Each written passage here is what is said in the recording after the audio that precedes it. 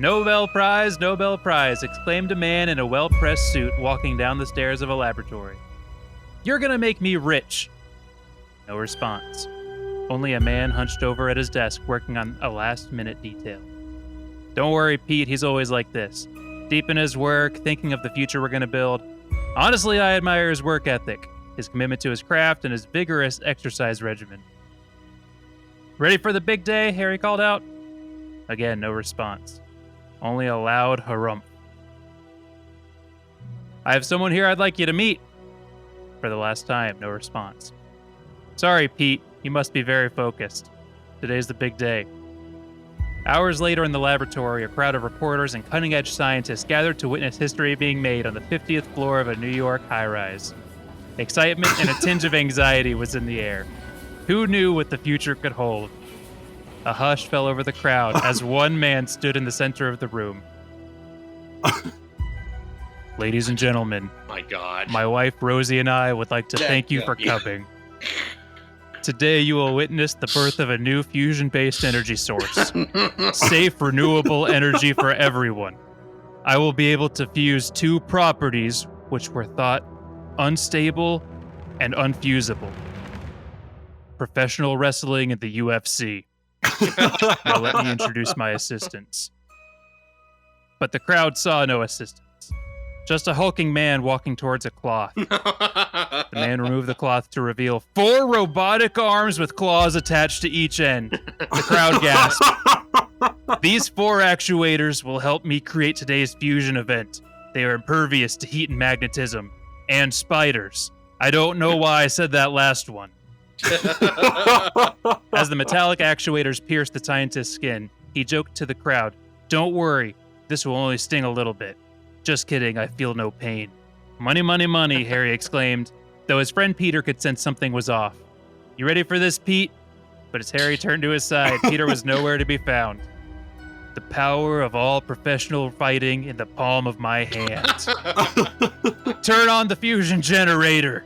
The metallic arms whirred and buzzed, and a moment whose beauty has never been matched occurred. Pure fighting fusion. Harry screamed, "This is amazing! Hey, buddy, why are all those charts red?" Quiet, you. And Harry fell silent until his cufflinks flew to the swirling ball of pure fighting fusion. Then his keys. Then a folding chair, and finally Harry's fists. Before you knew it, anything in the room that could be used for fighting was hurling towards the mass. Turn it off! But Harry's screams fell flat to the scientist. We're so close to the perfect fight. The crowd dispersed in an instant, and seemingly out of nowhere, 2 webs flew towards the control panel. The controls were off, though the mass grew bigger.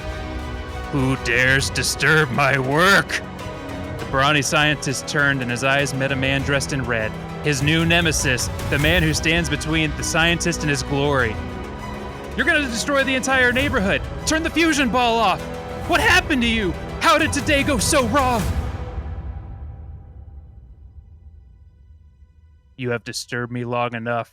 Today, I will realize the ultimate fighting fusion, gaining science notoriety, and I will not be stopped. I am Dr. Broctopus, and I am going to crush you.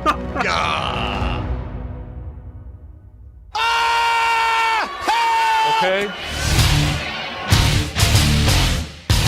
Oh no, not Doc Brock. The Sinister Six-Pack. It's about that time once again.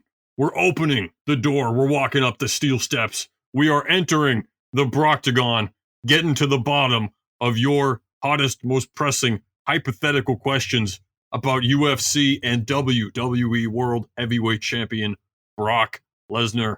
I'm Sean. That is Aaron. That is Cam. Woo! Fellas, let's get into it. Yeah, no, I'm ready. Sean, Cameron, are you ready to discuss today's matchup? Please. Yes. I've been looking forward to this all week. This question comes to you from no one other than myself. Not a user submission, just off the dome. I want to know, if Brock Lesnar was given the mind and the metallic arms of Dr. Octopus, could he kill Spider-Man? And if he could, how many times out of 10 can he win that fight? How many times out of 10 does Brock Lesnar kill Doc Spider-Man Doc Brock. Doc Brock. How many times does Dr. Broctopus kill the Amazing Spider-Man out of 10? So this is Cameron is by far the superhero expert. Definitely. Damn, what are we working with as far as Doc Ock feats? I mean, how powerful is this guy without the power of Brock?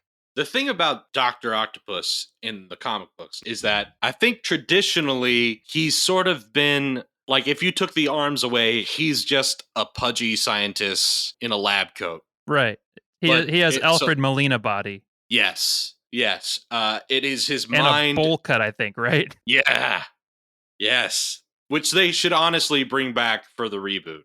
So the things that make him dangerous are his mind and the arms. Right. Brock Lesnar is already dangerous. Here's the quandary that I'm in. In this scenario, Brock Lesnar is the villain. So the rules say that like Spider-Man is going to win.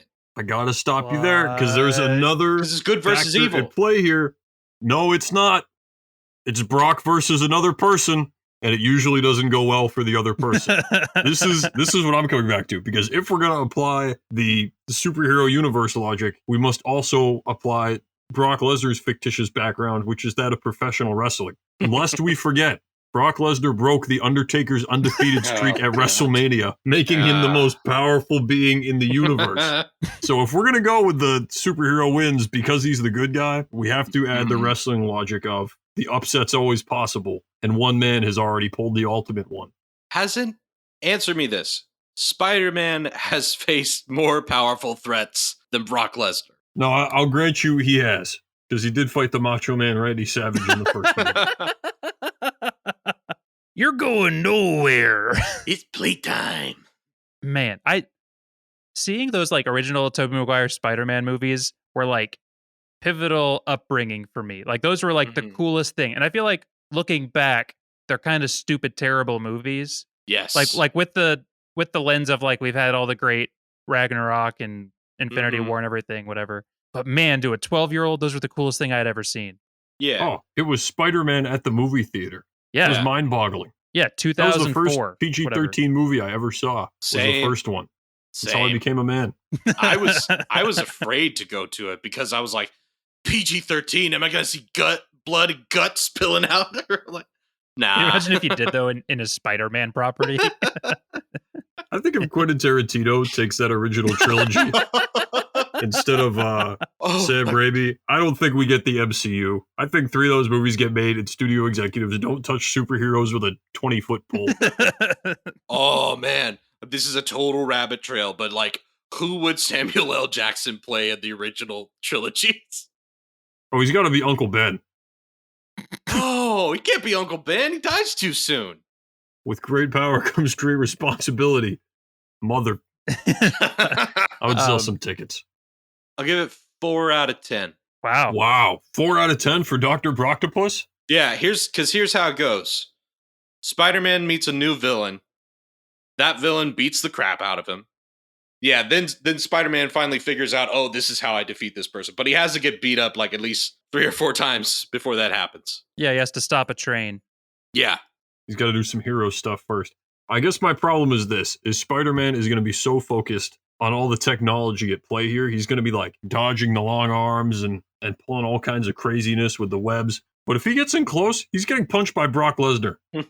Spider-Man's not used to that. Like usually, I feel like if you're a supervillain, if you have technology, it's because you suck at everything else. Like this is how you make up for it. Like I don't have to be big and strong because I have these magical titanium arms. Yeah. For Brock, that's just icing on the cake. I mean, he had magical titanium arms to begin with. These are just 4 more. So I don't know. I'm hesitant to say Spider-Man cleans this up. Given that, I'll say Dr. Broctopus beats Spidey 6 times out of 10 because he has to face the power of a supervillain plus the power of the most powerful normal human there is. I think both of you are wrong. I think Doc Brock wins 2 times out of 10. What? Really? 2 out of 10? 2 out of 10. You're the one who came up with this question. It's Spider-Man. Spider-Man doesn't lose. I agree with that rule. And I agree with you, Sean, that like you can't count out the villain. But it's Spider-Man. I don't think that metallic arms plus his large, brawny body makes much of a difference compared to Doc Ock by himself. The body is not the weak link in Dr. Octopus. No, you are so wrong about this. You are so wrong. The problem that Spider-Man's gonna face is he's so used to like grandstanding, moralizing villains, where like part Oh, of their yeah. fighting is they must deliver a soliloquy about their intentions. Yeah. In Brock's combat experience, the bell rings and you go, and that's it.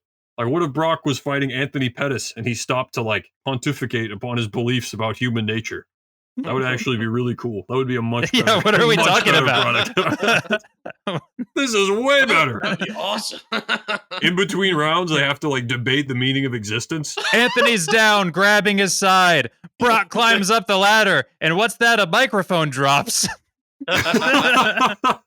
Just between rounds, they're like bleeding. Like the guys are like the cut team is like attending to them, but there's like two podiums that get wheeled out, and they have It's to, a like, debate. they have to like stand there. It's like, we will be discussing the impact of Charles Dickens' A Tale of Two Cities on. Brock's going under the ring. What's he got? A steel chair? Oh my god, it's the origin of species! He's going Darwinist! The ultimate uppercut is a well-timed quip from Faust. Man, that would be a great. What would be the name of that sport Oh, of like intellectual fighting? mixed with like real fighting? University FC. Yeah. I like it so much more if it's wrestling rules. Like a fight between two guys is going on, and then like all of a sudden, oh my god, it's Sam Harris's music! And somebody else just runs out carrying a podium.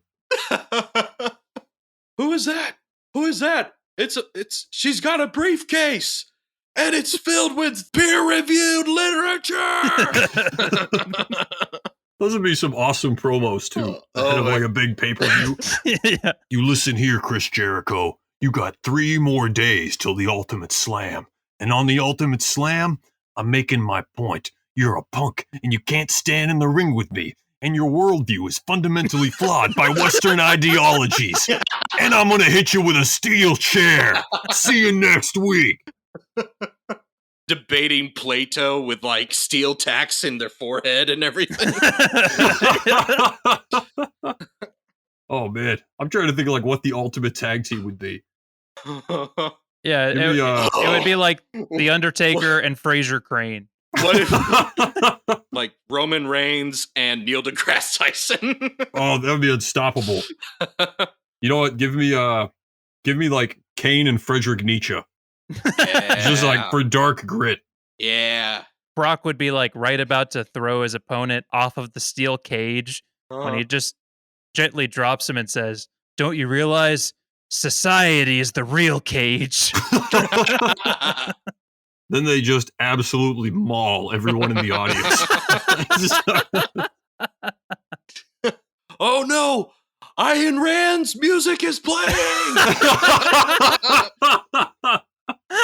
She's going for her signature move, the Fountainhead! Lesnar about to land a shot with his steel chair. Hold on a minute. But C.S. Lewis questions the objectivity of his reality. Brock doesn't know if it's a chair at all. He's getting away. In a landslide, Brock Lesnar wins. But does he really? They have like a championship belt and then like a golden diploma that you get to take with you. Who would you pick to be the commissioner of this league? Like, I would need like the perfect mix between like intellectualism and sheer unadulterated violence. And you can't pick Brock Lesnar. Right. Is it Arnold? It might be Schwarzenegger. Yeah. David Otunga was a WWE wrestler who wrestled while having a degree from Harvard Law. Oh. I think we found our boy. That's guy. got to be Otunga. Yeah. He might be the ultimate guest on this show. Join us next week for David Otunga. Yeah. Also, we never addressed this. Which Spider-Man have we been talking about? I was just assuming the Tobey Maguire Spider-Man. Yeah, I think we're in Raimi-verse. I'm thinking Toby here. I've been thinking the same thing, but I didn't know if you guys had like a Miles Morales situation up your sleeve. I will say this. If it's Andrew Garfield Spider-Man, I think Dr. Broctopus wins more often. And if it's Tom Holland, he wins less. Really? Yeah. Yes, I think all the Stark tech in the suit becomes even too much for Brock Lesnar to handle. Oh yeah, that's true. Yeah, doesn't he literally just take over the arms? Yeah, he does. In No Way He Home. does. So he would, Stark Tech would render him useless. Yeah. I think Toby's a good baseline. Yeah, I agree. And that feels right. Like, that should be his battle to fight. Let me go off course here for a moment. Please. Imagine this. So, This course has been stupid. as you think, he apparently cleans up with Dr. Broctopus, no problem. He's on the way home when all of a sudden he hears a faint hissing sound behind him. He turns. The image of an orange circle appears and outsteps Proctor Strange. Brock Lesnar with the time stone. I think Brock Lesnar with the ability to control time is the most powerful creature in the universe. Now we're just going off on a tangent of like every character with the word doctor in Correct. it becoming Brock. So Proctor Doom. And that was next. Proctor Proctor Who. Doom was next. Yep. Wait, did you say Proctor Who? Yeah, Proctor Who. I'm gonna go back to Proctor Who for a minute.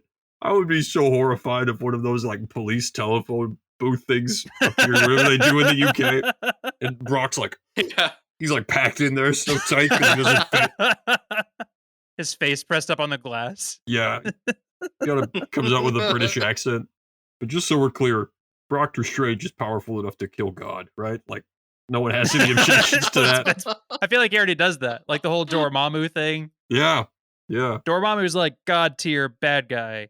And he just says like, hey, draw. That's exactly right. The third time through, Proctor Strange is not just saying he's coming to bargain. He's putting him in an arm bar. And then he's really got to think about it. Uncle!